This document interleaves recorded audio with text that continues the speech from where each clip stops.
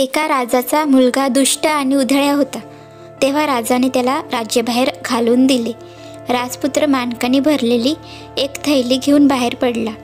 बरोबर त्याचे 3 जिवलग मित्र होते। एक दिवस वाटेत ते चौघेजण झोपलेले असताना चोरांनी ती थैली पळवली। राजपुत्राजवळ फक्त एकच माणिक राहिले।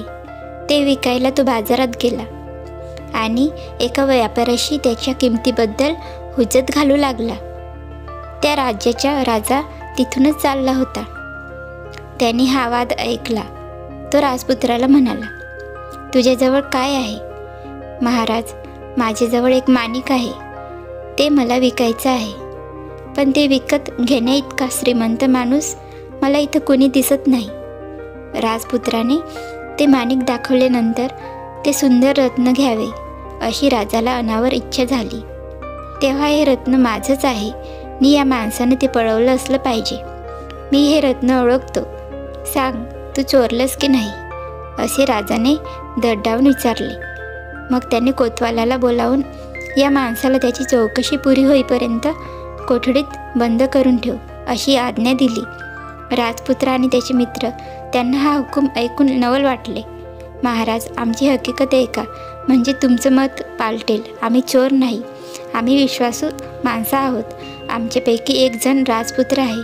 त्याचा बाप आपल्यासारखाच श्रीमंत आणि समर्थ आहे। राजाने त्याला राज्यातून हाकलून दिले आणि मग तो भटकत इकडे आला। आम्ही त्याचे 3 मित्र आहोत।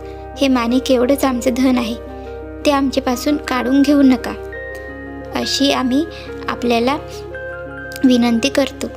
महाराज, गुजारा करायचे तेवढंच साधन आमच्याजवळ आहे असे ते मित्र म्हणाले। राजाला दया आली। ठीक आहे, तुमचं माणिक मी परत देईन, पण 5 पेट्यांतून कुठल्या पेटीत आहे ते तुम्ही ओळखलं पाहिजे, तरच ते देईन। मग 5 सारख्या पेट्या त्यांनी घेतल्या आणि एका पेटीत ते माणिक ठेवले। राजपुत्र आणि त्याच्या मित्रांनी या दिव्यातून आम्हाला पार पाड अशी देवाची मनोभावाने प्रार्थना केली। तेवढ्यात काय चमत्कार सांगावा, माणिक असलेली पेटी आपोआप उघडली। ते पाहून राजा आश्चर्याने थक्क झाला। त्याने राजपुत्राला त्याची माणिक परत दिले। एवढेच नाही तर आणखी 4 माणके दिली आणि त्यांना राजवाड्यात राहायला बोलवले।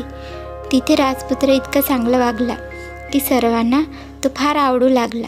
मग राजाने आपल्या मुलीशी त्याचे लग्न लावले, त्याला आपल्या राज्याचा वारस केले आणि त्याच्या 3 मित्रांच्या मोठ्या अधिकाऱ्यांच्या जागावर नेमणुका केल्या। तुम्हाला ही कथा कशी वाटली ते कमेंट करून सांगा आणि अशाच नवीन नवीन गोष्टी ऐकण्यासाठी चॅनलला सबस्क्राईब करा। धन्यवाद।